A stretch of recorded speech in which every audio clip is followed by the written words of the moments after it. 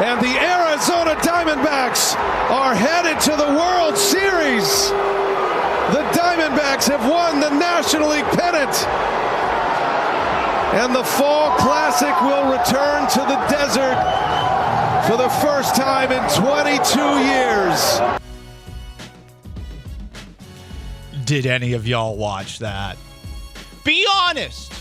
Did any of y'all have the fortitude to watch baseball after what happened to the Astros on Monday night? Because I'll admit it, I did not. I found myself tired, but more so depressed after yesterday's show. I think the fact that this, at least for this year, Astros dynasty is on hold, and that there's a team in division from the same state up the road made it to the World Series. It's really sinking in more and more, especially with all the people in town, prominent talking heads who have been publicly saying they're rooting for the Rangers because of some weird solidarity with Texas. It's very boomer. It really is. Let's secede from the United States of America.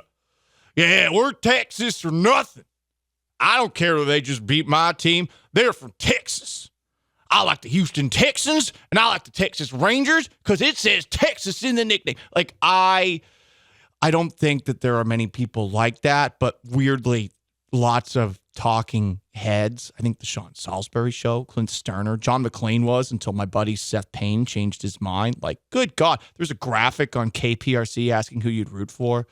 So that's all sunk in, and I just had no ability to watch Game 7 between the Phillies and Diamondbacks last night. Instead, I watched a documentary about the British illegal occupation of Northern Ireland. That's what I did. I watched 3 episodes of that. I was trying to work on my Irish accent. But this is a very easy thing for us all to agree on, for once. Whether you were annoyed by Dusty Baker and Martin Maldonado this year or enjoyed Dusty Baker and Martin Maldonado this year, we should all hold hands together and say, I, insert name, am an Arizona Diamondback for the World Series. This is a very easy thing to do because obviously we're not rooting for the Rangers. And number 2, we don't have to root for those Philly a-holes that were so cocky last year. And I can say that I'm part Philadelphian by blood. I'm allowed to say that about those dirty animals. I am. Paul, your mother's from there. Sure. She can't help her blood. She can't help it. My stepdad, my stepbrother, that entire family. I can't help them, you know? They are who they are. But this is easy. Because also the Astros swept this team at the end of the regular season. And there's a small part of you that can say, well, hey, I mean, we swept the Diamondbacks if they win the World Series. It's still kind of lame after the year to say, like, well, we beat the Diamondbacks because obviously the Rangers advanced to the World Series. It's still lame, but you can think it. I'll allow the thought. Thought police is not going to come into your house with a shotgun, pepper spray, a taser, and take you out for that. But here's the thing. We don't have to watch this series. You can root for the Diamondbacks and you don't have to watch it. Just put on push notifications on your phone or something like that. Now, you might get a lot of WNBA trade updates and stuff and LeBron updates with your push notifications on, Sean Mapes. The MLB app is arguably even worse. With the push notifications.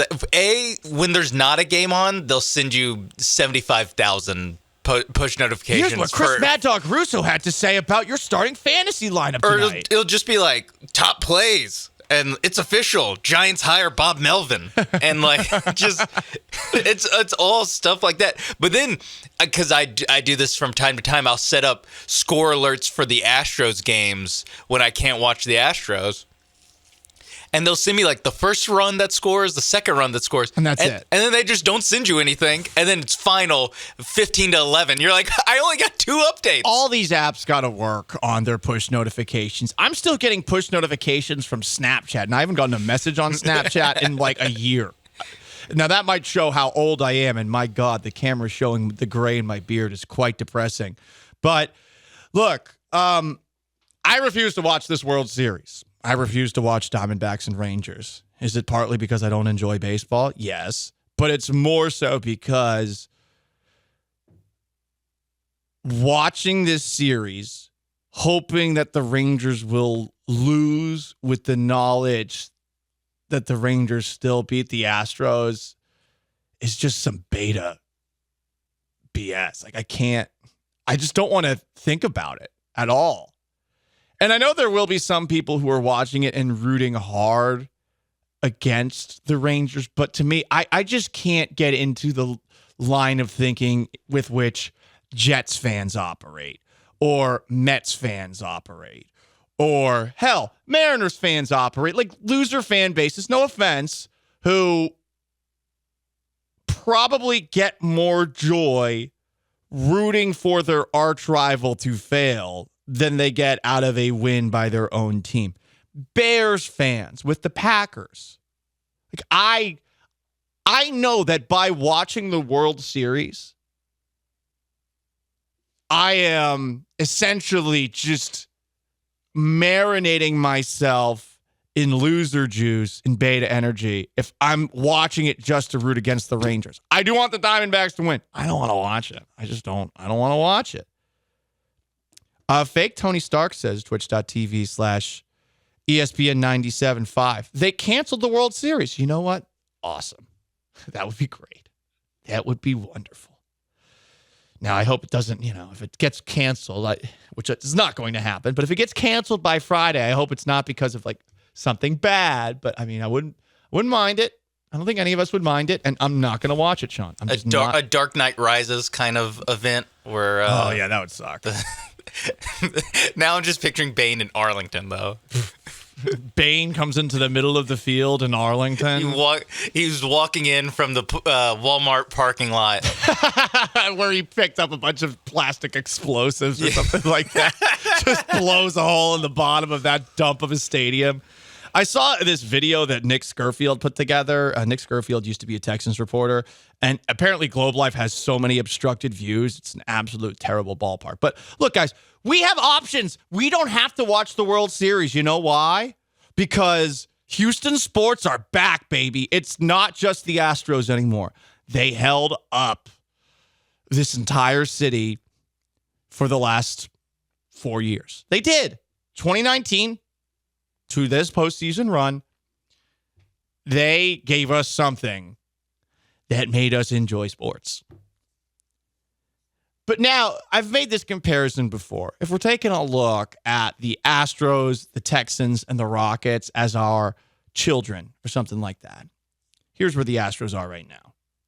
The Astros are in that late teenager, about to go to college phase where they're starting to kind of suck. And you still love them. You probably still love them the most. They're still getting great grades, but they're getting a little bit more combative with you, And you're going to miss them when they go off to college. But are the last couple of weeks not very difficult because they sense that independence and they want to go on their own way? I feel bad for my mom in retrospect. When my mom dropped me off at college at Syracuse University, I know it was a tough time for her. And I was like, yeah, I just want to go get drunk. I just want to try to make out with some broads. That's what my dumb 18-year-old brain thinking with what was downstairs as opposed to, hey, new horizon with all these possible things in your future. You're going to be a great broadcaster someday. I was like, no, I just want to have fun. That was what was going through my head. And I think that's where we're kind of at with the Astros as our oldest child. But the young kids, they're fun now. The Texans are no longer in their terrible twos. Yes, they're a middle child, and I mean, who cares? But, hey, that's nice, huh? And then you got the Rockets, who tip off their season tonight, and for the first time in a really long time, actually excited about the Houston Rockets. Probably for the first time since when they brought Dwight Howard, not talking about Dwight Howard today, for the first time since they brought Dwight Howard into the mix back in 2014 with James Harden, this is the first time I have been excited about the Rockets going into a season. And yeah, that does include an offseason where they traded for Chris Paul. If you've listened to me long enough, and Sean has rightly called me out for it, there was a moment where the Rockets just became hard for me to ever enjoy or embrace, even when the team was doing well. But now you got this cute little baby. Aww. Ime Udoka. Now, maybe off the court, Ime Udoka, not so cute, but hey, Ime Udoka, Jabari Smith Jr., you've got options. You don't have to watch the World Series. Unless you are the biggest baseball fan there is, you don't have to watch it. Don't watch it. I'm telling you, you're going to feel so much better if you just completely tune out baseball. You focus on the Rockets' big game tonight against the Magic. You focus on the Texans' big game against the winless Panthers on Sunday. Focus on those things. You can put baseball in the back of your mind for a while, and it's good. Yeah, it's the first World Series that we've had off since 2020. Yeah. And before that, it was 2018. Right. Before that, it was like 10 straight. But it still sucks. But you don't have to watch it. It's a low advantage. You have options. Yeah. You know, you don't have to do what I did last night. Because this is what you would have to do last year with the Rockets and last year with the Texans. You would have done the same thing. You would have gone to your PBS documentary subsection on Amazon Prime and started watching Once Upon a Time in Ireland. Or Northern Ireland or whatever. Which is what I did. That's not the Tarantino movie? No. No. It's pretty dark. Like these. Oh yeah. These ex-IRA guys. This Irish documentary is pretty dark. They're like it's interesting. Like hearing some of these ex-IRA guys like talk about their lives. They're like, they told me to have to kill somebody. I would kill him. Oh yeah, I'd take a gun and I'd shoot him in the head. It doesn't matter. It was just a person wearing a uniform. I didn't care about their family. I didn't care about their lives. They were just a body to kill. And I'm like, Jesus. I thought Southie gangsters were hard. These Irish dudes. Oh. Yeah, well, the Southie gangsters, they did a lot of help in the community too. Oh, they did. Everyone talks about it. Everyone. Shout out. They cannot not talk about Thanks, it. Whitey Balter. Also, what makes skipping the World Series even easier? Game 1 is on Friday night. Game 2 is on Saturday night. Better. Have your weekend, Have folks. your weekend. Just have a weekend. A stress-free weekend. You're going to be stressed. Halloween. You're going to be stressed if you watch Rangers Diamondbacks. Because here's the thing. The Rangers are probably going to win this thing. They probably are. Like, they should be the favorites. It would be great if the Diamondbacks won. It would be. But the Rangers are the favorites in this. They should be the favorites in this. The Rangers are a better team. Like, the best player on the Diamondbacks was, like, Evan Longoria, who's still in the league. Tommy Pham, who's still in the league. Like, Brent Strom is making magic happen with these pitchers. Talk about Brent Strom a little bit more at 11 o'clock, but you're only going to be depressed watching the World Series. Focus on your other kids. They're fine. The oldest one, it's getting a little annoying. I kind of want to take his car away.